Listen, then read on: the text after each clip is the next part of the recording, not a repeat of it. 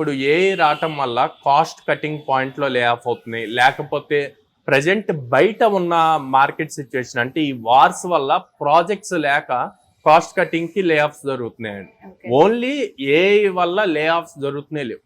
Okay, అది clarity ఉండాలి. And చాలా కంపెనీస్, అండ్ రీసెంట్ గా ఒక కంపెనీ ఏఐ వచ్చింది కదా మొత్తం ఆటోమేట్ చేస్తుంది అని చెప్పి దాదాపు 700 to 800 ఎంప్లాయీస్ ని లే ఆఫ్ చేసి తర్వాత వాళ్ళు రియలైజ్ అయ్యారు, ఏఐతో మొత్తం చేయలేము, కంపల్సరీగా హ్యూమన్ ఎంటర్ప్రెన్యూర్ కావాలి అన్న పాయింట్ చూసుకొని వాళ్ళందరినీ మళ్ళీ బ్యాక్ తీసుకుంది.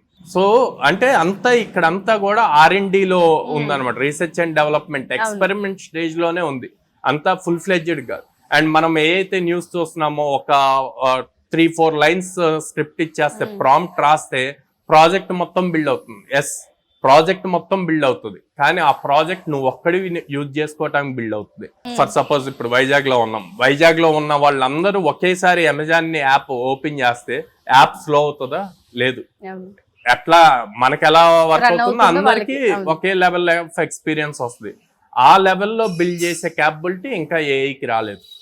సో అది రావాలి అంటే కంపల్సరీగా హ్యూమన్స్ కావాలి ఆ లెవెల్లో, దాన్ని ట్రైన్ చేయాలి కదా ఫస్ట్.